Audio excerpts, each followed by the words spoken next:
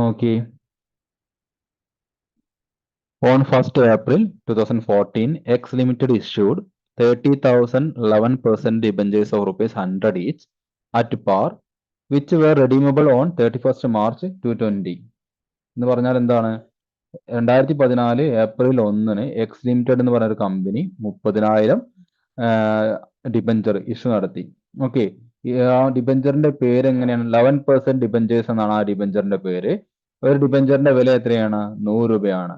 Issue നടത്തിയത് at par, എന്താണ് face value 100 രൂപയ്ക്ക് തന്നെയാണ് ആ ഡിബഞ്ചറിന്റെ ഇഷ്യൂ ഇവിടെ നടന്നിട്ടുള്ളത്. ഓക്കെ, അത് റെഡീം ചെയ്യുന്നത് എന്നാണ് പറഞ്ഞത്? റെഡീം ചെയ്യുന്നത് 31st March 2020 മാർച്ച് 31 അത് റെഡീം ചെയ്യുന്നത്. അപ്പൊ റെഡീം ചെയ്യുന്ന ഒരു ഡേറ്റ് ഇവിടെ ക്വസ്റ്റ്യന് അത് കൃത്യമായിട്ട് തന്നിട്ടുണ്ട്. അല്ലെങ്കിൽ എന്താണ് ചിലപ്പോൾ ക്വസ്റ്റ്യനിൽ പറയും റെഡീം ചെയ്യുന്നത് 5 വർഷം കൊണ്ടാണ്, 4 വർഷം കൊണ്ടാണെന്നൊക്കെ പറയും. അങ്ങനെയാണെങ്കിൽ അത് ഇൻസ്റ്റാൾമെന്റ് മെത്തേഡാണ്. ഇവിടെ നോക്കുന്ന സമയത്ത് റെഡീം ചെയ്യുന്ന ഒരു ഇയർ കൃത്യമായിട്ട് നമുക്ക് ഇങ്ങനെ പറഞ്ഞു തരികയാണ്. അപ്പൊ അതിനർത്ഥം അത് ഏത് മെത്തേഡാണ്? അത് ലംസം മെത്തേഡാണ്. ഓക്കെ, അതായത് റെഡീം ചെയ്യുന്ന മൊത്തം എമൗണ്ടിന് നമ്മളൊരു പെർട്ടിക്കുലർ ഇയറിൽ കൊടുക്കാനുള്ള എമൗണ്ട്, തിരിച്ചു കൊടുക്കേണ്ട മൊത്തം എമൗണ്ട് ഒരു പെർട്ടിക്കുലർ ഇയറിൽ നമ്മൾ തിരിച്ചു കൊടുക്കുക. അതാണ് ലംസം മെത്തേഡിന്റെ പ്രത്യേകത എന്ന് പറയുന്നത്. ഓക്കെ, അപ്പൊ ഇവിടെ 31st മാർച്ച് 2020 എന്ത് ചെയ്യും? അത് തിരിച്ചു കൊടുക്കും എന്നാണ് ക്വസ്റ്റ്യനിൽ പറയുന്നത്. Okay, the company invested the required amount in fixed deposit in a bank on 30th April 2019, earning interest at 8% per annum. അപ്പൊ നമുക്ക് അവിടെ ഡേറ്റ് ഈ ക്വസ്റ്റ്യനിൽ കൃത്യമായിട്ട് പറയുന്നുണ്ട്. എന്താണ്? Company DRI, debenture redemption investment create ചെയ്യുന്നുണ്ട്. അതൊരു ഫിക്സ്ഡ് ഡിപ്പോസിറ്റ് ആണ്. ഏതാ ഡിപ്പോസിറ്റ് ചെയ്യുന്ന ഡേറ്റും തന്നിട്ടുണ്ട്. എന്താണ്? 30th April 2019 ആണ്. അതിൽ നിന്ന് 8%, ഒരു വർഷം നമുക്ക് 8% എന്ത് കിട്ടും?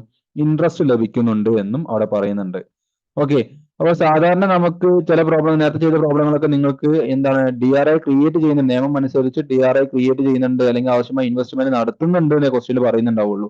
ആ ഡേറ്റ് ഒന്നും പറയാറില്ല. ഓക്കെ, അപ്പൊ ആ ഡേറ്റ് പറഞ്ഞിട്ടില്ലെങ്കിൽ നമ്മൾ എഴുതുന്ന ഡേറ്റ് എന്താണ്? തൊട്ട് മുമ്പത്തെ വർഷം April 30 അപ്പൊ ഇവിടെ നമുക്ക് ഡേറ്റ് കൃത്യമായിട്ട് തന്നിട്ടുണ്ട്. അപ്പൊ നമുക്ക് ഇനി അത് ഓർമ്മയില്ലെങ്കിലും കുഴപ്പമില്ല. അപ്പൊ അതാണ് തൊട്ട് മുമ്പത്തെ വർഷം April 30 എന്ന് ഓർമ്മയില്ലെങ്കിലും നമുക്ക് എഴുതാൻ പറ്റും അല്ലെ? 2020 മാർച്ച് 31 തൊട്ട് മുമ്പത്തെ വർഷം 2019 അല്ലെ? അതിൽ April 30 എന്ത് ചെയ്യുന്നത്? ആ DRI, ഡിബഞ്ചർ റിഡംഷൻ ഇൻവെസ്റ്റ്മെന്റ് നടത്തുന്നത്. ക്ലിയർ ആണല്ലോ? ഇനി അടുത്ത് നോക്കൂ. On the date of maturity the company decide to redeem 11% debentures out of profit. അപ്പൊ എന്താണ്? മെച്യൂരിറ്റി ഡേറ്റിന് എന്ത് ചെയ്തു? കമ്പനി തീരുമാനിച്ചു എന്ത്? 11% ഡിബഞ്ചേഴ്സ്, 10% ഡിബഞ്ചേഴ്സിന് എന്താണ് ഔട്ട് ഓഫ് 11% ഡിബഞ്ചർ എന്നാണ് അതിന്റെ പേര് കേട്ടോ. അപ്പൊ ആ 11% ഡിബഞ്ചറിന് എന്താണ്? പ്രോഫിറ്റ് ഉപയോഗിച്ച് റെഡീം ചെയ്യാൻ തീരുമാനിച്ചു എന്നാ പറയുന്നത്. പ്രോഫിറ്റ് ഉപയോഗിച്ച്. ഇവിടെ അപ്പൊ ഇത് ഏത് മെത്തേഡാന്ന് പറയുന്നുണ്ട്? ഔട്ട് ഓഫ് ക്യാപിറ്റൽ ഉണ്ടായിരുന്നു അല്ലെ? ഔട്ട് ഓഫ് പ്രോഫിറ്റ് ഉണ്ടായിരുന്നു. ഇത് ഔട്ട് ഓഫ് പ്രോഫിറ്റ് ആണ് ഇവിടെ പറയുന്ന മെത്തേഡ്. ആ ക്ലിയർ ആണല്ലോ? ഔട്ട് ഓഫ് പ്രോഫിറ്റ് മെത്തേഡ് ഉപയോഗിച്ചിട്ടാണ് നമ്മോട് ഇവിടെ റെഡീം ചെയ്യാൻ പറഞ്ഞത്. ക്ലിയർ? അപ്പോൾ നമ്മൾ കഴിഞ്ഞ ദിവസങ്ങളൊക്കെ ചെയ്ത പ്രോബ്ലത്തിൽ ഔട്ട് ഓഫ് ഏത് മെത്തേഡാണെന്ന് പറയാത്ത സാഹചര്യത്തിൽ നമ്മളോട് ടെക്സ്റ്റ് ബുക്ക് നമ്മോട് പറഞ്ഞിട്ടുണ്ടായിരുന്നത് ഔട്ട് ഓഫ് പ്രോഫിറ്റ് വെച്ച് ചെയ്യാനായിരുന്നു പറഞ്ഞിട്ടുണ്ടായിരുന്നത്. പക്ഷെ നമ്മുടെ ടെക്സ്റ്റ് ബുക്കിലുള്ള പ്രോബ്ലംസ് ഒക്കെ നോക്കുന്ന സമയത്ത് അവർ ചെയ്തത് എന്തായിരുന്നു? ഔട്ട് ഓഫ് ക്യാപിറ്റൽ എന്നുള്ള സിറ്റുവേഷൻ പോലെയാണ് ചെയ്തിട്ടുണ്ടായിരുന്നത്. അതായത് ഔട്ട് ഓഫ് ക്യാപിറ്റൽ എന്ന് പറഞ്ഞ സിറ്റുവേഷന്റെ പ്രത്യേകത എന്താണ്? അത് അവിടെ ഔട്ട് ഓഫ് ക്യാപിറ്റൽ എന്നാണ് പ്രോബ്ലത്തിൽ എങ്കിൽ പോലും എന്തുണ്ടാവും? ഔട്ട് ഓഫ് പ്രോഫിറ്റിന്റെ എൻട്രി വരും. കാരണം എന്താണ്? നമ്മുടെ നിയമത്തിൽ പറയുന്നുണ്ട് 100% റിഡംഷൻ എങ്ങനെ ചെയ്യാൻ പറ്റില്ല? ഔട്ട് ഓഫ് പ്രോഫിറ്റ് ചെയ്യാൻ പറ്റില്ല. സോറി, ഔട്ട് ഓഫ് ക്യാപിറ്റൽ ചെയ്യാൻ പറ്റില്ല. Out of 100% redemption out of profit ചെയ്യാം. പക്ഷെ 100% റിഡംഷൻ ഔട്ട് ഓഫ് ക്യാപിറ്റൽ ചെയ്യാൻ പറ്റില്ല. മിനിമം 10% എങ്ങനെ ചെയ്തിരിക്കണം? ഔട്ട് ഓഫ് പ്രോഫിറ്റിലൂടെ ചെയ്തിരിക്കണം എന്ന് നമ്മുടെ നിയമത്തിൽ പറയുന്നുണ്ട്. ക്ലിയർ? അപ്പൊ ആ ഒരു കാര്യം നമുക്ക് ഇവിടെ ഓർമ്മ വേണം. ഇവിടെ ഓർമ്മ വേണമെന്ന് വെച്ചിട്ടുണ്ടെങ്കിൽ കൺഫ്യൂഷൻ ആവാനല്ല. എന്തിനാണ്? നമ്മൾ നേരത്തെ ചെയ്തിട്ടുണ്ടായിരുന്ന പ്രോബ്ലവും ഈ പ്രോബ്ലം തമ്മിലുള്ള മാറ്റം മനസ്സിലാക്കാനാണ്. കഴിഞ്ഞ പ്രോബ്ലം, നേരത്തെ ചെയ്തിട്ടുണ്ടായിരുന്ന പ്രോബ്ലങ്ങളെല്ലാം ഔട്ട് ഓഫ് ക്യാപിറ്റൽ എന്ന രീതി ചെയ്യുമ്പോൾ ഔട്ട് ഓഫ് പ്രോഫിറ്റിന്റെ എൻട്രി വന്നിരുന്നു. അതായത് 10% നമ്മൾ DRR, debenture redemption reserve create ചെയ്യുന്ന ഒരു എൻട്രി വന്നിരുന്നു അല്ലെ? പ്രോഫിറ്റ് ആൻഡ് ലോസ് അക്കൗണ്ടിൽ നിന്നും DRRലേക്ക് 10% മാറ്റി വെക്കണം എന്ന് അങ്ങനെ ഒരു എൻട്രി നമ്മൾ എഴുതിയിട്ടുണ്ടായിരുന്നു. ആ എൻട്രി ഇടാനുള്ള കാരണം എന്തായിരുന്നു? അത് ഔട്ട് ഓഫ് ക്യാപിറ്റലിന്റെ പ്രോബ്ലം ആയിരുന്നു. ഔട്ട് ഓഫ് ക്യാപിറ്റലിൽ 100% ഔട്ട് ഓഫ് ക്യാപിറ്റൽ ചെയ്യാൻ പറ്റില്ല എന്ന റൂൾ ഉള്ളത് കൊണ്ട് 10% എന്ത് ചെയ്യണം?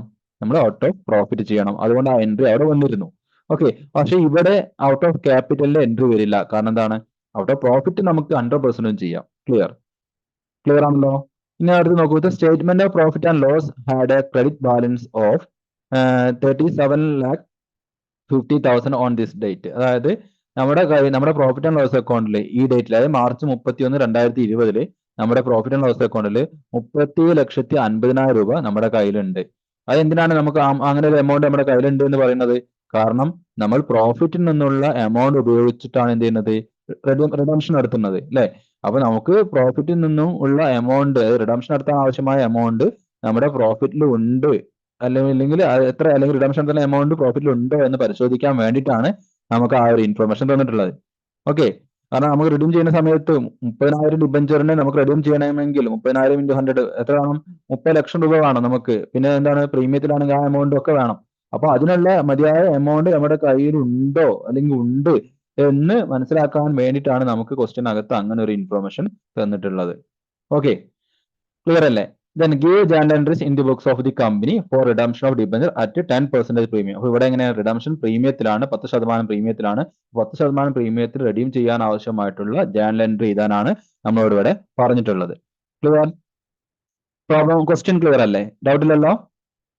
സിമ്പിൾ ആയിട്ട് പറയുകയാണെങ്കിൽ 2014 ഏപ്രിലില് എന്ത് ചെയ്തു, 30,000 ഡിബഞ്ചറിന്റെ ഇഷ്യൂ നടത്തി. 100 രൂപയായിരുന്നു ഡിബഞ്ചറിന്റെ വില. ആ ഡിബഞ്ചറിനെ 2020 മാർച്ച് 30 റെഡീം ചെയ്യാണ്.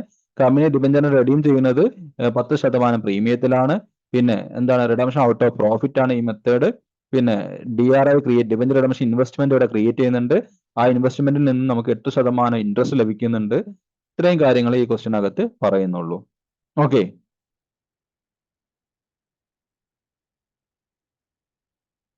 ക്വസ്റ്റ്യൻ ഓക്കെ അല്ലേ?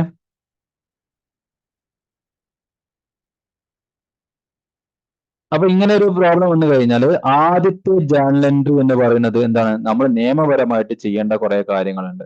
അതിൽ ഫസ്റ്റ് കാര്യം എന്ന് പറയുന്നത് എന്താണ്, റെഡീം ചെയ്യുന്ന വർഷത്തിന്റെ തൊട്ടു മുമ്പത്തെ വർഷം, അടുത്ത വർഷം നമ്മൾ റെഡീം ചെയ്യാൻ പോകുന്ന എമൗണ്ടിന്റെ 15% എന്ത് ചെയ്യണം, അടുത്ത വർഷം നമ്മൾ റെഡീം ചെയ്യാൻ പോകുന്ന എമൗണ്ട് വിച്ച് മീൻസ് അതിന്റെ ഫേസ് വാല്യൂവിന്റെ 15% എന്ത് ചെയ്യണം, എങ്ങോട്ട് മാറ്റണം, ഡിബഞ്ചർ റിഡംഷൻ ഇൻവെസ്റ്റ്മെന്റിലേക്ക് മാറ്റണം, അല്ലെ? DRI എന്ന് പറയാം, ഡിബഞ്ചർ റിഡംഷൻ ഇൻവെസ്റ്റ്മെന്റിലേക്ക് നമ്മൾ മാറ്റണം. അപ്പം നമുക്ക് ആ തൊട്ടുമ്പത്തെ വർഷം ഏത് ഡേറ്റിലാണ് ശരിക്കും മാറ്റേണ്ടത്? അതായത് നമ്മുടെ തൊട്ടുമ്പത്തെ വർഷം എന്ന് പറയുമ്പോൾ അത് അക്കൗണ്ടിങ് ഇയറിൽ മാറ്റം ഇല്ല, സെയിം ഇയർ തന്നെയാണ്. നമ്മൾ ന്യൂമറിക്കലി നോക്കുന്ന സമയത്താണ് തൊട്ടുമ്പത്തെ വർഷം, അല്ലെ? 2020, 2019, 2020 വർഷം. അങ്ങനെയെങ്കിൽ ആ വർഷത്തിലെ ആദ്യത്തെ മാസം 30-ാം തീയതി എന്ന് പറയാം. അപ്പൊ അതായത് ഏപ്രിൽ 30-നാണ് നമ്മൾ എന്ത് ചെയ്യേണ്ടത്, ഡിബഞ്ചർ റിഡംഷൻ ഇൻവെസ്റ്റ്മെന്റ് അക്കൗണ്ടിൽ ഇൻവെസ്റ്റ് ചെയ്യേണ്ടത്. ക്ലിയർ? അപ്പൊ നമ്മൾ ഡേറ്റ് കോളത്തിൽ ഡേറ്റ് കൊടുക്കുക. ജേണൽ എല്ലാവരും വരയ്ക്കണം, എന്നോടൊപ്പം തന്നെ ചെയ്യാൻ ശ്രമിക്കുക. അപ്പോൾ ആദ്യം ഡേറ്റ് കോളത്തിൽ ഡേറ്റ് കൊടുക്കുക. ഡേറ്റ് എന്താ വേണ്ടത്, 30 അല്ലെ? 30 ഏപ്രിൽ അല്ലേ? 30 ഏപ്രിൽ ഏത് വർഷം? 2020-ലാണ് നമ്മൾ റെഡീം ചെയ്യുന്നത്, അല്ലെ? ക്വസ്റ്റ്യൻ നോക്കൂ, 2020-ലാണ് റെഡീം ചെയ്യുന്നത്. അപ്പൊ അതിന് തൊട്ടുമ്പത്തെ വർഷം 2019. 2019 ക്വസ്റ്റ്യനിലും അത് സ്പെസിഫൈ ചെയ്ത് തന്നിട്ടുണ്ട്. അപ്പൊ 2019 ഏപ്രിൽ 30-ന് നമ്മൾ എന്ത് ചെയ്യുന്നു, ഡിബഞ്ചർ റിഡംഷൻ ഇൻവെസ്റ്റ്മെന്റ് ക്രിയേറ്റ് ചെയ്യുന്നു. ഓക്കെ, ഡിബഞ്ചർ റിഡംഷൻ ഇൻവെസ്റ്റ്മെന്റ് നമ്മൾ ക്രിയേറ്റ് ചെയ്യുന്നു. എത്ര ഡിബഞ്ചർ റിഡംഷൻ ഇൻവെസ്റ്റ്മെന്റ് ക്രിയേറ്റ് ചെയ്യേണ്ടത്? അത് നമ്മുടെ നിയമത്തെ പറയുന്നുണ്ട്. എത്രയാണ് നമ്മൾ ക്രിയേറ്റ് ചെയ്യേണ്ടത്? 15% അല്ലെ? 15% ഡിബഞ്ചർ റിഡംഷൻ ഇൻവെസ്റ്റ്മെന്റ് നമ്മൾ ക്രിയേറ്റ് ചെയ്യുന്നു. ക്ലിയർ? അപ്പൊ നമ്മൾ എൻട്രി ഇതാണ്, എന്താ എൻട്രി, ഇൻവെസ്റ്റ്മെന്റ്, അല്ലെ? ഡിബഞ്ചർ റിഡംഷൻ ഇൻവെസ്റ്റ്മെന്റ് എന്ന് പറയുന്നത് ഒരു അസറ്റ് ആണ്. അതുകൊണ്ട് ഡിബഞ്ചർ റിഡംഷൻ ഇൻവെസ്റ്റ്മെന്റ് എന്ത് ചെയ്യണം, ഡെബിറ്റ് ചെയ്യണം. ഓക്കെ, ഡിബഞ്ചർ റിഡംഷൻ ഇൻവെസ്റ്റ്മെന്റ് എന്ന് പറഞ്ഞ അസറ്റ് ആണ്. അപ്പോൾ അസറ്റ് ആയതുകൊണ്ട്, അസറ്റ് ഉണ്ടാവുന്നത് കൊണ്ട് അതിനെ ഡെബിറ്റ് ചെയ്യുന്നു. അതുപോലെ തന്നെ നമ്മുടെ കയ്യിൽ നിന്ന് ക്യാഷ്, ആ ഇൻവെസ്റ്റ്മെന്റ് നടത്താൻ വേണ്ടി നമ്മുടെ കയ്യിൽ നിന്ന് ക്യാഷ് ബിസിനസിന് പുറത്തേക്ക് പോകുന്നുണ്ട്. അപ്പോൾ വലിയൊരു ബിസിനസ് ആകുമ്പോൾ ക്യാഷ് എന്നതിന് പകരം എന്ത് എഴുതുക, ബാങ്ക് എന്ന് എഴുതുക.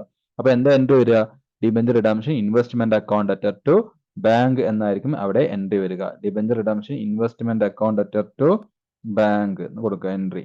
Okay, debenture redemption investment account debtor to bank.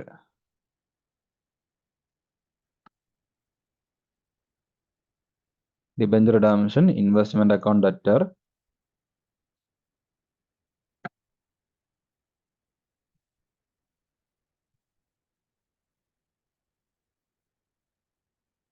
To bank എന്നാണ് എൻട്രി വരുന്നത്. എങ്ങനെയാണ് ഈ 30 ലക്ഷം ഇൻറ്റു ഇത് വന്നത്, എങ്ങനെയാണെന്ന് മനസ്സിലായോ? എങ്ങനെയാ വന്നത്? 30 ലക്ഷം രൂപ ആണ് നമുക്ക് റെഡീം ചെയ്യാൻ ആവശ്യമായ ഫേസ് വാല്യൂ. ക്ലിയർ? അതായത് 30,000 ഡിബഞ്ചർ ആണ് കമ്പനി റെഡീം ചെയ്യുന്നത്.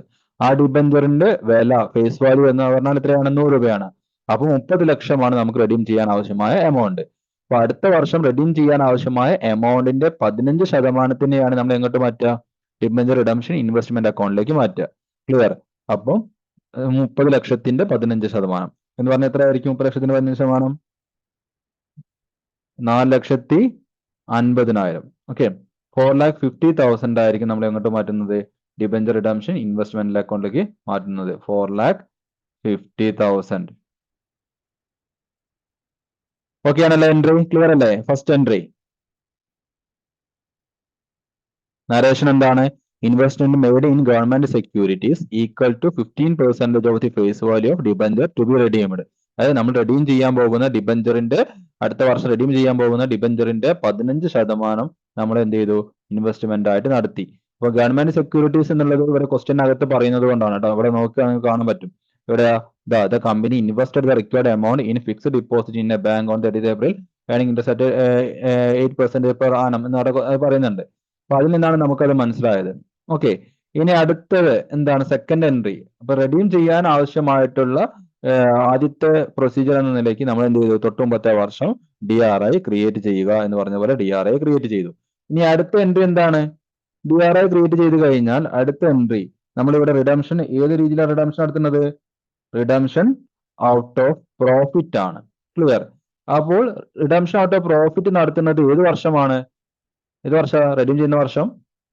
മാർച്ച് 2020 അല്ലെ? മാർച്ച് 31, 2020 നമ്മൾ റെഡീം ചെയ്യുന്നത്. അപ്പൊ റെഡീം ചെയ്യുന്ന വർഷം നമ്മൾ ആദ്യം ചെയ്യേണ്ടത് എന്താണ്? നമ്മൾ നടത്തിയിട്ടുള്ള ഇൻവെസ്റ്റ്മെന്റിനെ വിറ്റ് ക്യാഷ് ആക്കണം. ഓക്കെ, നമ്മൾ റെഡീം ചെയ്യുന്ന വർഷം ഏതാണോ ആ വർഷം നമ്മൾ അടുത്ത ഇൻവെസ്റ്റ്മെന്റിന് എന്ത് ചെയ്യണം? വിറ്റ് ക്യാഷ് ആക്കണം. അപ്പൊ റെഡീം ചെയ്യുന്ന വർഷം എന്ന് പറയുന്നത് 31 മാർച്ച് 2020 ആണ്, 2020 ആണ് അല്ലെ? റെഡീം ചെയ്യുന്ന വർഷം. അപ്പൊ ഈ വർഷം നമ്മൾ തൊട്ട് മുമ്പ് നടത്തിയിട്ടുള്ളതാണ് ഇൻവെസ്റ്റ്മെന്റ് അല്ലെ? Debenture redemption investment account at bank. ഇതാണ് ആ എൻട്രി. അപ്പൊ ഈ ഇൻവെസ്റ്റ്മെന്റിനെ നമ്മൾ വിറ്റ് ക്യാഷ് ആക്കണം. ക്ലിയർ? അതിനെ വിറ്റ് ക്യാഷ് ആക്കുന്ന സമയത്ത് എന്ത് എൻട്രീസ് ആണ് ഇവിടെ വരിക? അതിനെ വിറ്റ് ക്യാഷ് ആക്കുന്ന സമയത്ത് വരുന്ന എൻട്രി എന്താണ്? പറയൂ. അതിനെ വിറ്റ് ക്യാഷ് ആക്കുന്ന സമയത്ത് വരുന്ന എൻട്രി ഇതിന്റെ നേരെ ഓപ്പോസിറ്റ് എൻട്രി ആയിരിക്കും. ക്ലിയർ? കൂടാതെ ഇതിനകത്ത് എന്ത് പറയുന്നുണ്ട്? നമുക്ക് എന്ത് ലഭിക്കുന്നുണ്ട്? 10% ഇൻട്രസ്റ്റ് ലഭിക്കുന്നുണ്ട് എന്ന് പറയുന്നുണ്ട്. 10% അല്ല, 8% അല്ലേ? ക്വസ്റ്റ്യനകത്ത് നോക്കി, എവിടെയാ ക്വസ്റ്റ്യൻ? നോക്കൂ. Earning interest at 8% per annum. നമുക്ക് ഒരു വർഷം 8% ഇൻട്രസ്റ്റ് ലഭിക്കുന്നുണ്ട് എന്ന് ക്വസ്റ്റ്യനകത്ത് കാണാം. അപ്പോൾ നമ്മൾ ഈ ഇൻവെസ്റ്റ്മെന്റ് വിൽക്കുമ്പോൾ നമുക്ക് ഇൻട്രസ്റ്റും കൂടി ലഭിക്കും. അപ്പോൾ നേരെ ഓപ്പോസിറ്റ് എൻട്രി. ഇപ്പൊ ഈ ഒരു കേസിൽ വിൽക്കുന്ന സമയത്ത് എന്താ എൻട്രി വരിക? ഡിപ്പോസിറ്റ് നടത്തിയതിന്റെ നേരെ ഓപ്പോസിറ്റ് എൻട്രി വരിക. എന്താ വരിക? ബാങ്ക് അക്കൗണ്ട് അല്ലെ? Bank account debtor, bank account debtor. Then നേരെ ഓപ്പോസിറ്റ് എൻട്രി ആകുമ്പോൾ എന്തായിരിക്കും? ടു ബാങ്ക് അക്കൗണ്ട് ഡെറ്റർ എന്താ പറയൂ? To debenture redemption investment account വരും.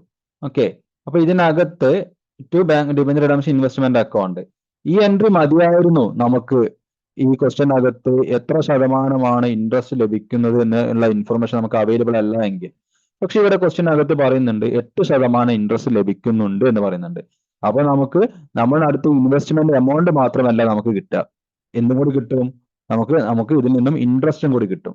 അപ്പൊ വീണ്ടും എന്ത് ചെയ്യണം? നമുക്ക് ഇൻട്രസ്റ്റും കൂടി കിട്ടുന്നുണ്ട് എന്നുള്ളത് കൊണ്ട് ടു എന്ത് ചെയ്യണം?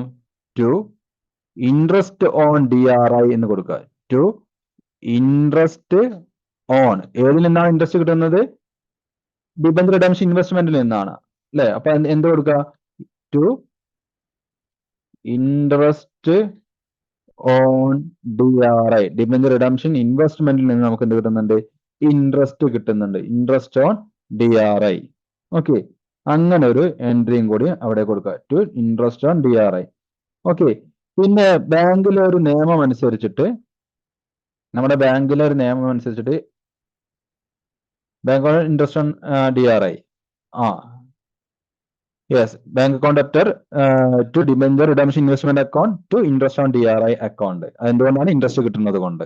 ഓക്കെ, നമ്മുടെ നിയമം അനുസരിച്ചിട്ട് എന്താണ്, ബാങ്കിൽ നിന്നും ഒരു ഇൻട്രസ്റ്റ് ലഭിക്കുമ്പോൾ എന്ത് ചെയ്യണം? ബാങ്ക് TDS എന്ന് പറയും. അതായത് ഒരു എമൗണ്ട് കൊടുക്കുന്ന സമയത്ത് TDS ടാക്സ്, നിങ്ങൾ ആ 5th സെമസ്റ്റർ ഒക്കെ ആകുമ്പോൾ പഠിക്കും. അപ്പോൾ ടാക്സ് കളക്ട് ചെയ്യണമെന്നുണ്ട്. അപ്പൊ കൊടുക്കുന്ന ഇൻട്രസ്റ്റിന്റെ ഒരു ടാക്സ് ഗവൺമെന്റിലേക്ക് അടയ്ക്കണം എന്നൊരു നിയമമുണ്ട്. അപ്പോൾ ആ ടാക്സ് അടയ്ക്കുന്നതിന് നമ്മൾ എന്ത് ചെയ്യണം? ഒരു എക്സ്പെൻസ് ആയതുകൊണ്ട് അതിനെ ഡെബിറ്റ് ചെയ്യണം. ഓക്കെ, അപ്പോൾ അത് TDS എഴുതിയാൽ, TDS അക്കൗണ്ട് എഴുതിയാൽ മതി. TDS ടാക്സ് ഡിഡക്റ്റഡ് സോഴ്സ് എന്നാണ് അതിന്റെ ഫുള്ള്. അപ്പൊ TDS അക്കൗണ്ട് ഡെറ്റർ എന്ന് അതും കൂടി എഴുതണം. അത് എന്തുകൊണ്ടാണ് അങ്ങനെ ഒരു എൻട്രി വരാനുള്ള കാരണം? ബാങ്ക് ഇൻട്രസ്റ്റ് കൊടുക്കുന്ന സമയത്ത് അതിൽ നിന്നും ഗവൺമെന്റിലേക്ക് എന്ത് ചെയ്യണം? 10% ടാക്സ് കളക്ട് ചെയ്യണം എന്ന് നിർബന്ധമുണ്ട്. ഓക്കെ, അപ്പൊ ഇതാണ് ഇതിലെ എൻട്രി വരിക. അപ്പൊ നമ്മൾ എൻട്രി എഴുതി വെച്ചു. എന്തൊക്കെ entry? Bank account debtor, TDS account debtor to debenture redemption investment account to interest on DRI account. ഇങ്ങനെയാണ് എൻട്രി വരിക. ഇനി ബാങ്ക് അക്കൗണ്ട് ഡെറ്റർ എന്നതിന് നേരെ എന്ത് എഴുതണം? അത് അപ്പൊ നമുക്ക് ഏറ്റവും എളുപ്പമുള്ളത് ആദ്യം എഴുതി പോവാം. എന്നിട്ട് നമുക്ക് അത് ഫില്ല് ചെയ്ത് പോയാൽ മതി. ക്ലിയർ? അപ്പൊ ഏറ്റവും എളുപ്പം നമുക്കറിയാം, ഡിബെഞ്ചർ റിഡംഷൻ ഇൻവെസ്റ്റ്മെന്റ് എത്രയാണ് നമുക്ക് ഓൾറെഡി അറിയാം അല്ലെ? ഡിബെഞ്ചർ റിഡംഷൻ ഇൻവെസ്റ്റ്മെന്റ് എത്രയാണ്? നമുക്ക് തൊട്ട് മുമ്പത്തെ ചാലണ്ടറിൽ നോക്കിയാൽ അറിയാം. ഡിബെഞ്ചർ റിഡംഷൻ ഇൻവെസ്റ്റ്മെന്റ് എത്രയാണ്? 4,50,000 ആണ്. അപ്പൊ ആദ്യം അത് ഫില്ല് ചെയ്യുക. നമ്മൾ എളുപ്പത്തിന് വേണ്ടിയാണ് അങ്ങനെ ചെയ്യുന്നത്. ആദ്യം അത് ഫില്ല് ചെയ്യുക. പിന്നെ നമുക്ക് ഇൻട്രസ്റ്റ് എത്രയാണെന്ന് നമുക്ക് കണ്ടുപിടിക്കാം അല്ലെ? 4,50,000 രൂപയാണ് നമ്മൾ ഇൻവെസ്റ്റ്മെന്റ് നടത്തിയത്. ക്വസ്റ്റ്യനിൽ പറയുന്നുണ്ട് 8% എന്ത്? ഇൻട്രസ്റ്റ് എന്ന് പറയുന്നത് അല്ലെ? അപ്പൊ 4,50,000 ത്തിന്റെ 8% എന്ന് പറഞ്ഞാൽ ഒരു വർഷത്തേക്കാണ്. നമ്മൾ ഇൻവെസ്റ്റ്മെന്റ് ഒരു വർഷത്തേക്ക് ഇൻവെസ്റ്റ്മെന്റ് നടത്തുന്നുണ്ടോ? ഇല്ല. എത്ര മാസത്തേക്കാണ്? 11 മാസത്തേക്കാണ്. കാരണം ഏപ്രിൽ 30, 2019 ഏപ്രിൽ 30 മുതൽ 2020 മാർച്ച് 31 വരെയുള്ള മാസങ്ങൾ എണ്ണി നോക്കുമ്പോൾ എത്ര മാസമുള്ളൂ? 11 മാസമുള്ളൂ. അപ്പൊ 11 മാസത്തേക്ക് ഉള്ള 8% ഇൻട്രസ്റ്റ് എന്ന് പറയുമ്പോൾ എങ്ങനെ കാണുക? 4,50,000 ഇൻറ്റു എത്ര ശതമാനം ഇൻട്രസ്റ്റ് ആണ്? 8/100 ഇൻറ്റു എത്ര മാസത്തേക്കാണ്? 11 മാസത്തേക്ക്. 11/12 ചെയ്യുമ്പോൾ നമുക്ക് കിട്ടുന്നതാണ് എന്ത്? ആ ഇൻട്രസ്റ്റ് എന്ന് പറയുന്നത്. ക്ലിയർ? അപ്പൊ ആ ഇൻട്രസ്റ്റ് നമുക്ക് കണ്ടുപിടിക്കാം. ഇൻട്രസ്റ്റ് എത്ര വരുന്നത് നോക്കി, ചെയ്ത് നോക്കി. 4,50,000 ഇൻറ്റു 8%, അത് 36,000 രൂപ വരും. അതിന്റെ 11 മാസത്തേക്ക് 11/12 എന്ന് പറയുമ്പോൾ 33,000 വരും അല്ലെ? 33,000 അല്ലേ വരുന്നത്? 33,000 വരും. ക്ലിയർ? അപ്പൊ അതും കിട്ടി. ഇനി നമ്മൾ അപ്പൊ ഇത്രയും കാര്യം കിട്ടി. പിന്നെ നമുക്കറിയാം നമ്മുടെ നിയമം അനുസരിച്ചിട്ട് TDS എത്രയാണ്? TDS 10% ആണ് TDS. ക്ലിയർ? TDS എന്ന് പറഞ്ഞാൽ എത്രയാണ്? 10%. അത് നമ്മുടെ ഇൻകം ടാക്സിലെ നിയമമാണ്. എത്രയാണ് ഇൻട്രസ്റ്റ് ഉണ്ടാവുന്നത് അതിന്റെ 10% നമ്മൾ TDS എന്ന് പറഞ്ഞ് കാണിക്കണം എന്നുള്ളത്. അപ്പൊ TDS ഉണ്ട്. TDS എത്രയാണ്? 10%. അപ്പൊ നമ്മൾ ഓരോരോ എമൗണ്ട് ഫില്ല് ചെയ്ത് വരികയാണ്. ഇപ്പോ 33,000 കിട്ടി. അപ്പൊ ഇൻട്രസ്റ്റ് എത്രയാണ്? 33,000 ആണ്. 33,000ത്തിന്റെ 10% ആയിരിക്കും എന്ത്? TDS. അപ്പൊ നമുക്ക് അത് ഫില്ല് ചെയ്യാം. എത്ര വരും? 33,000ത്തിന്റെ 10% എന്ന് പറയുമ്പോൾ 3,300. യെസ്. അപ്പൊ ഇനി ഇതിൽ നോക്കുന്ന സമയത്ത് എവിടത്തെ മാത്രമേ എമൗണ്ട് ഇല്ലാത്തതുള്ളൂ? ബാങ്ക് കോളത്തിന് നേരെയുള്ള എമൗണ്ട് ഇല്ലാത്തതുള്ളൂ. നമുക്കറിയാം ഡെബിറ്റും ക്രെഡിറ്റും ഈക്വൽ ആവണം. അപ്പൊ എന്ത് ചെയ്താൽ മതി? നമ്മുടെ ക്രെഡിറ്റിലെ മൊത്തം എമൗണ്ട് എടുക്കുക. ക്രെഡിറ്റിലെ മൊത്തം എമൗണ്ട് എത്രയാണ്?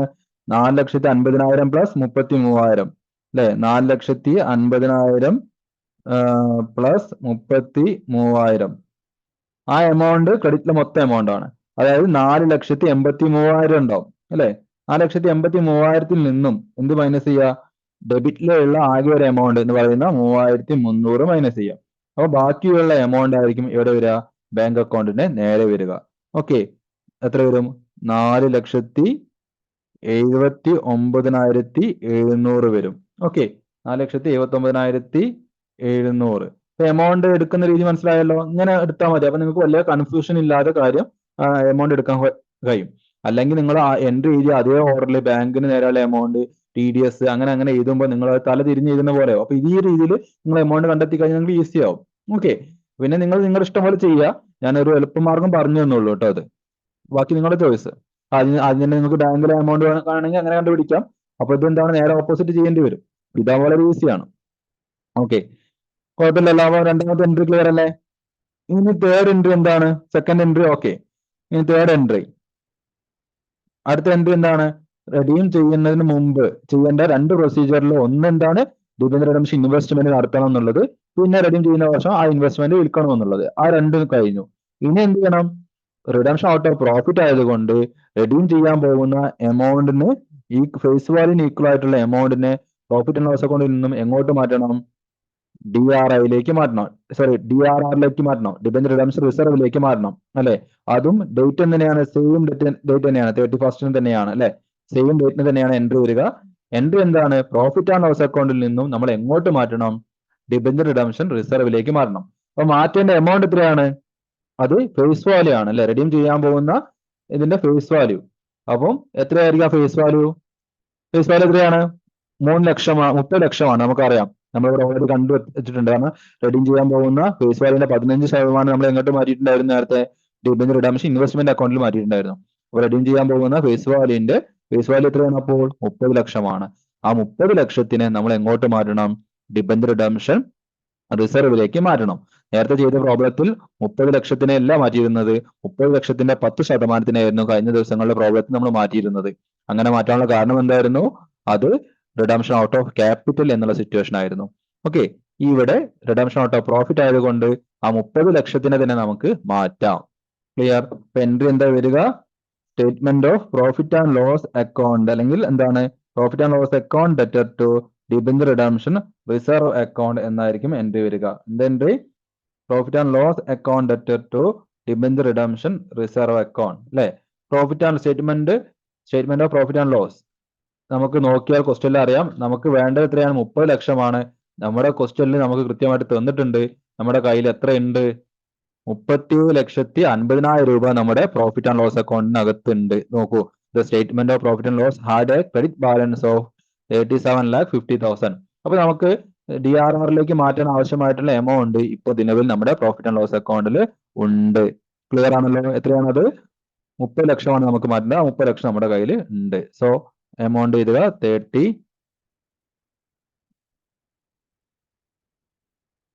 ലക്ഷം.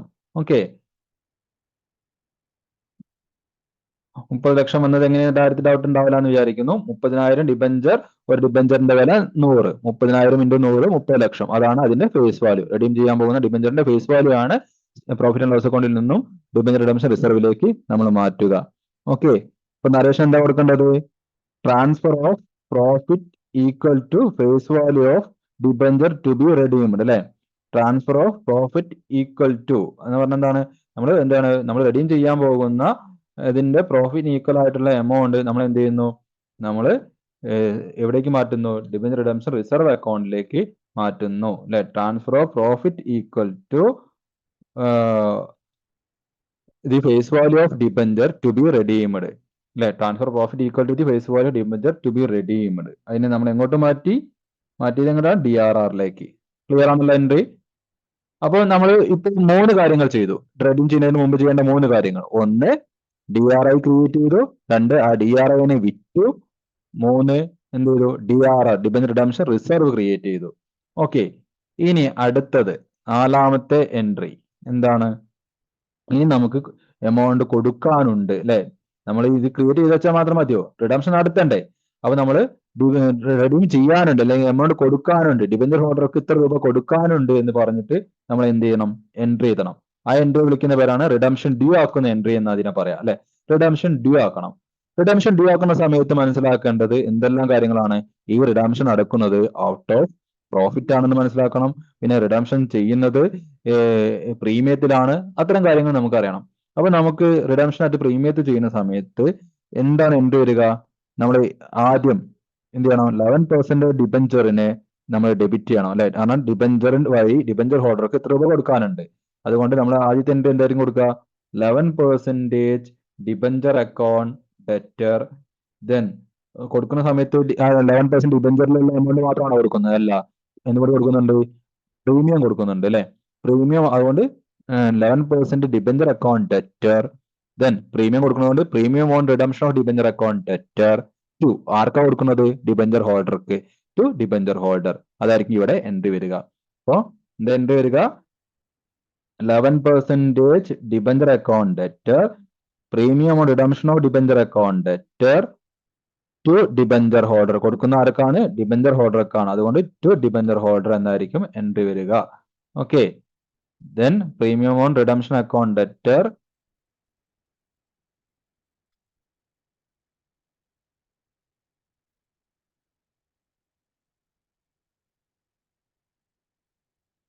ടു, കൊടുക്കുന്നത് ഡിബഞ്ചർ ഹോൾഡർക്കാണ്. അതുകൊണ്ട് ടു ഡിബഞ്ചർ ഹോൾഡർ. ഓക്കെ, അപ്പൊ ഈ എൻട്രിയുടെ അർത്ഥം എന്താണ്? ഡിബഞ്ചറിൽ നിന്നും പ്രീമിയവുമായിട്ട് ഡിബഞ്ചർ ഹോൾഡർക്ക് എത്ര രൂപ കൊടുക്കാനുണ്ട് എന്നാണ് ഇതിനർത്ഥം. ഓക്കെ, ഡിബഞ്ചർ ആയിട്ട് എത്ര കൊടുക്കണം? ഡിബഞ്ചറിന്റെ വിലയായിട്ട് 30 ലക്ഷം രൂപ കൊടുക്കണം. പിന്നെ പ്രീമിയം ആയിട്ട് എത്ര കൊടുക്കണം? പ്രീമിയം എത്ര ശതമാനമാണ്? 10% അല്ലേ? അപ്പം ഡിബഞ്ചർ ആയിട്ട് 30 ലക്ഷം കൊടുക്കണം. പിന്നെ കൂടാതെ പ്രീമിയം ആയിട്ട് എത്ര കൊടുക്കണം? 10% പ്രീമിയം കോസ്റ്റിൽ പറയുന്നത്. അപ്പോൾ 30 ലക്ഷത്തിന്റെ 10% എന്ന് പറയുമ്പോൾ എത്രയായിരിക്കും? 3 ലക്ഷം അല്ലെ? പ്രീമിയം ആയിട്ട് 3 ലക്ഷം കൊടുക്കണം. ക്ലിയർ? 3 ലാക്ക്. മൊത്തത്തിൽ ഡിബഞ്ചർ കൊടുക്കുക. അപ്പൊ എത്ര കൊടുക്കണം? 33 ലക്ഷം രൂപ മൊത്തത്തിൽ നമ്മൾ കൊടുക്കണം അല്ലെ? ഡിബഞ്ചർ ഹോൾഡർക്ക് 33 ലക്ഷം മൊത്തത്തിൽ നമ്മൾ ഇവിടെ കൊടുക്കേണ്ടതുണ്ട്. 33 ലക്ഷം. ക്ലിയർ? അപ്പൊ എൻട്രി എന്ന് മനസ്സിലായല്ലോ. ഡിബഞ്ചർ ഹോൾഡർക്ക് പ്രീമിയവും അതുപോലെ തന്നെ ഡിബഞ്ചറിന്റെ ഫേസ് വാല്യൂ അടക്കം 33 ലക്ഷം രൂപ ഡിബഞ്ചർ ഹോൾഡർക്ക് കൊടുക്കണം എന്നാണ് ഈ ജേണൽ എൻട്രിന്റെ അർത്ഥം. അപ്പൊ ഇത് എന്തിനുള്ള എൻട്രി ആണ്? റിഡംഷൻ ഡ്യൂ ആക്കാനുള്ള എൻട്രി ആണ് ഈ പറഞ്ഞത്. ഓക്കെ, അപ്പോൾ നരേഷൻ കൊടുക്കണം. എന്താണ് ഈ എൻട്രി? എന്താണ്? റിഡംഷൻ ഡ്യൂ ആക്കാനുള്ള എൻട്രി ആണ്. അപ്പോൾ എന്താ നരേഷൻ കൊടുക്കുക? Narration amount due to debenture holder അല്ലെ? Amount due to debenture holder. Debenture ഹോൾഡർക്ക് എന്ത് ചെയ്യണം? എമൗണ്ട് കൊടുക്കണം. Amount due to debenture holder along with premium. Premium അടക്കം. ഓക്കെ, പ്രീമിയം അടക്കം ഡിബഞ്ചർ ഹോൾഡർക്ക് കൊടുക്കാനുള്ള എമൗണ്ട് ഉണ്ട് എന്ന് പറഞ്ഞ് നമ്മൾ എഴുതി വെച്ചു. കൊടുക്കാനുണ്ട് എന്ന് പറഞ്ഞ് എഴുതി വെച്ചാൽ മാത്രം പോരാ, ഇനി എന്ത് ചെയ്യണം? ആ എമൗണ്ട് കൊടുക്കണം. അതും ഡേറ്റിന് മാറ്റമൊന്നുമില്ല, സെയിം ഡേറ്റ് തന്നെയാണ്. അപ്പൊ കൊടുക്കുന്ന സമയത്ത് ഇനിയുള്ള എൻട്രി എന്താണ്? കൊടുക്കുന്ന സമയത്ത് വളരെ സിമ്പിൾ എൻട്രി. എല്ലായ്പ്പോഴും ഈ രണ്ട് എൻട്രി ഉണ്ടാവും എന്ന് പറഞ്ഞു. ഡ്യൂ ആക്കുന്ന എൻട്രിയും പേയ്മെന്റ് എൻട്രിയും എല്ലായ്പ്പോഴും ഉണ്ടാകും എന്ന് ഞാൻ നിങ്ങളോട് നേരത്തെ പറഞ്ഞു തന്നിട്ടുണ്ടായിരുന്നു അല്ലെ? എന്താണ് കൊടുക്കുന്ന സമയത്ത് ഉണ്ടാവും എൻട്രി? ഡിബഞ്ചർ ഹോൾഡ് ആർക്കാ കൊടുക്കുന്നത്? എമൗണ്ട് കൊടുക്കുന്ന ആർക്കാണ്? ഡിബഞ്ചർ ഹോൾഡർക്കാണ്. അതുകൊണ്ട് എന്താ എൻട്രി വരിക? Debenture holder account debtor to അല്ലെ? എന്താ എൻട്രി വരിക? Debenture holder account debtor to bank എന്നായിരിക്കും എൻട്രി വരിക. അതായത് ഈ എമൗണ്ട് കൊടുക്കുന്നത് ഡിബഞ്ചർ ഹോൾഡർക്കാണ്. അതുകൊണ്ട് debenture holder account debtor to bank എന്നായിരിക്കും എൻട്രി വരിക. ഡിബഞ്ചർ ഹോൾഡർക്ക് നമ്മൾ ഇത്ര രൂപ കൊടുക്കാനുണ്ട് എന്ന് നേരത്തെ എഴുതി വെച്ചു. ആ എമൗണ്ട് കൊടുക്കുകയാണ് ഇവിടെ ചെയ്യുന്നത് ഈ എൻട്രിയിലൂടെ. ഇപ്പൊ നരേഷൻ എന്തായിരിക്കും? റിഡംഷൻ ഓഫ് ഡിബഞ്ചർ, അതായത് അല്ലെങ്കിൽ amount paid to debenture holder എന്നായിരിക്കും നരേഷൻ വരിക. എത്ര ഡിബഞ്ചർ ഹോൾഡർക്ക് കൊടുക്കുന്നത്? 33 ലക്ഷമാണ് ഡിബഞ്ചർ ഹോൾഡർക്ക് കൊടുക്കുന്നത് അല്ലെ? 33 ലക്ഷം, 33 ലാക്ക്. 33 ലക്ഷമാണ് നമ്മൾ ഡിബഞ്ചർ ഹോൾഡർക്ക് ഇവിടെ നൽകുന്നത്. 33 ലാക്ക് എന്ന് കൊടുക്കുക. ഓക്കെ, ദെൻ നമുക്കറിയാം ഇനി ഒരു എൻട്രിയും കൂടി കഴിഞ്ഞാൽ ഇത് കഴിഞ്ഞു. എന്താണ് എൻട്രി? ആ എൻട്രി എന്ന് പറയുന്നത് ഡിബഞ്ചർ റിഡംഷൻ റിസർവ് ക്രിയേറ്റ് ചെയ്ത് കഴിഞ്ഞാൽ, ഡിബഞ്ചർ റിഡംഷൻ ക്രിയേറ്റ് ചെയ്യുന്ന എല്ലാ പ്രോബ്ലത്തിലും ലാസ്റ്റ് ഇങ്ങനെ ഒരു എൻട്രി ഉണ്ടാവും. എന്താണ്? നമ്മൾ ഓൾറെഡി ക്രിയേറ്റ് ചെയ്ത് വെച്ചിട്ടുള്ള ആ ഡിബഞ്ചർ റിഡംഷൻ എന്ത് ചെയ്യണം? എങ്ങോട്ട് മാറ്റണം? ജനറൽ റിസർവ് അക്കൗണ്ടിലേക്ക് മാറ്റണം. അത് നമ്മുടെ നിയമമാണ്. അപ്പൊ അതിനുള്ള എൻട്രി ആണ് അടുത്ത എൻട്രി എന്ന് പറഞ്ഞത്. എന്താ entry? Debenture redemption reserve account to general reserve. Debenture redemption reserve account to general reserve, ഏറ്റവും ലാസ്റ്റ് എൻട്രി. ഇത് എല്ലായ്പ്പോഴും ഉണ്ടാവുന്ന ഒരു എൻട്രി ആണ്. Debenture redemption reserve account to general reserve. Entry കൊടുക്കുക, debenture redemption reserve account to general reserve. Okay, എത്രയാണ് അത്? അത് നമുക്കറിയാം. നമ്മൾ ഓൾറെഡി മുകളിലെ എൻട്രി നോക്കിയാൽ മനസ്സിലാവും എത്രയാണ്. ഡിബഞ്ചർ റിഡംഷൻ റിസർവ് നമ്മളിവിടെ ക്രിയേറ്റ് ചെയ്ത് വെച്ചിട്ടുണ്ട് അല്ലെ?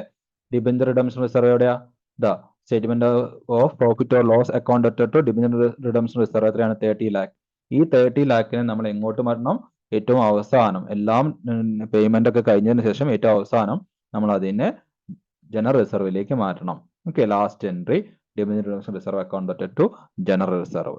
ഓക്കെ, നമുക്ക് ഇത്രയും ജേണൽ എൻട്രീസ് ആണ് ഇവിടെ വരുന്നത്. അപ്പൊ ഇതുവരെ നമ്മൾ പഠിച്ചിട്ടുള്ള പ്രോബ്ലം വെച്ച് നോക്കുമ്പോൾ ഈ പ്രോബ്ലത്തിലേക്കുള്ള മാറ്റം, ഈ പ്രോബ്ലം പൂർണ്ണമായിട്ടും റിഡംഷൻ ഔട്ട് ഓഫ് പ്രോഫിറ്റ് വരുന്ന ഒരു പ്രോബ്ലമാണ്. പിന്നെ റിഡംഷൻ ഔട്ട് ഓഫ് ക്യാപിറ്റൽ വരുന്ന പ്രോബ്ലം ആകുമ്പോഴാണ് നമുക്ക് കുറച്ചും കൂടി എൻട്രീസ് വരുന്നത്. അതെന്താണെന്ന് വെച്ചിട്ടുണ്ടെങ്കിൽ അവിടെ റിഡംഷൻ ഔട്ട് ഓഫ് ക്യാപിറ്റലിന്റെയും റിഡംഷൻ ഔട്ട് ഓഫ് പ്രോഫിറ്റിന്റെയും സിറ്റുവേഷൻ നമുക്ക് അവിടെ ആ ഒരു പ്രോബ്ലത്തിൽ ഫേസ് ചെയ്യേണ്ടി വരുന്നു എന്നുള്ളത് കൊണ്ടാണ്. ഈ പ്രോബ്ലത്തിൽ നമ്മൾ ഒരു അഡീഷൻ ആയിട്ട് പഠിച്ചത് എന്താന്ന് വെച്ചിട്ടുണ്ടെങ്കിൽ നമ്മൾ ഇവിടെ എന്താണ് DRI വിൽക്കുന്ന സമയത്ത് നമുക്ക് ഇൻട്രസ്റ്റ് ലഭിക്കുന്നുണ്ട് എന്നുള്ളത് നമ്മൾ കാണിക്കുന്നുണ്ട്. അതുപോലെ തന്നെ ആ ഇൻട്രസ്റ്റ് ലഭിക്കുമ്പോൾ 10% TDS നമ്മൾ കൊടുക്കുന്നുണ്ട് എന്ന് കാണിക്കുന്നുണ്ട്. രണ്ടാമത്തെ ജേർണൽ എൻട്രി എഴുതിയപ്പോൾ അങ്ങനെ ഒരു ട്രാൻസാക്ഷനും നമ്മൾ ഇതിനകത്ത് കാണിച്ചിട്ടുണ്ട്. ഓക്കെ, അപ്പൊ എത്രയാണ് ഈ ഒരു പ്രോബ്ലത്തിൽ വന്നിട്ടുള്ള പ്രധാനപ്പെട്ട മാറ്റങ്ങൾ. ബാക്കിയെല്ലാം നമ്മൾ ഓൾറെഡി പഠിച്ചിട്ടുള്ളതാണ്. അപ്പോൾ വളരെ സിമ്പിൾ ആണ് ഈ പ്രോബ്ലംസ് എല്ലാം. പക്ഷെ എങ്ങനെയാണ് സിമ്പിൾ ആക്കുക എന്ന് വെച്ചിട്ടുണ്ടെങ്കിൽ ഞാൻ നേരത്തെ പറഞ്ഞിരുന്നു, പ്രോബ്ലംസ് ചെയ്ത് പഠിക്കുക. ആ എൻട്രീസ് നിങ്ങൾ ആദ്യം ബേസിക് എൻട്രീസ് ഒക്കെ വന്ന് വേണമെങ്കിൽ കാണാതെ പഠിച്ചു വെക്കുക. കാണാതെ പഠിച്ചതിന് ശേഷം ക്വസ്റ്റ്യനിലേക്ക് അത് അപ്ലൈ ചെയ്ത് പഠിക്കുക. അങ്ങനെയാണ് പ്രോബ്ലം ഈസി ആക്കി മാറ്റുക. അപ്പൊ അതിന് നിങ്ങൾ 1, 2, 3 തവണയൊക്കെ ചിലപ്പോൾ ഓരോരുത്തരുടെ മെന്റൽ കപ്പാസിറ്റിക്ക് അനുസരിച്ചാണ്. അതിന് 1, 2 തവണയൊക്കെ ചിലപ്പോൾ ചെയ്യേണ്ടി വരും. പക്ഷെ ചെയ്യുക, നമുക്ക് സമയമുണ്ട്. എക്സാമിനൊക്കെ സമയമുണ്ട്, എല്ലാത്തിനും സമയമുണ്ട്. അപ്പൊ നിങ്ങൾക്ക് കൃത്യമായിട്ട് അത് ചെയ്തെടുക്കാവുന്നതാണ്. തിയറി പേപ്പറിനേക്കാൾ കൂടുതൽ പ്രോബ്ലം പേപ്പറിന് അതിൻ്റെതായിട്ടുള്ള ഇമ്പോർട്ടൻസ് നൽകുക. ഓക്കെ, അപ്പോൾ ശരി. അപ്പൊ ബാക്കി നമുക്ക് ഇനി അടുത്ത ദിവസം നോക്കാം. എന്തെങ്കിലും ഡൗട്ടുകളോ മറ്റു കാര്യങ്ങളോ ഉണ്ടെങ്കിൽ നിങ്ങൾ നമ്മുടെ ഗ്രൂപ്പ് ചോദിക്കുക കേട്ടോ. ഓക്കെ.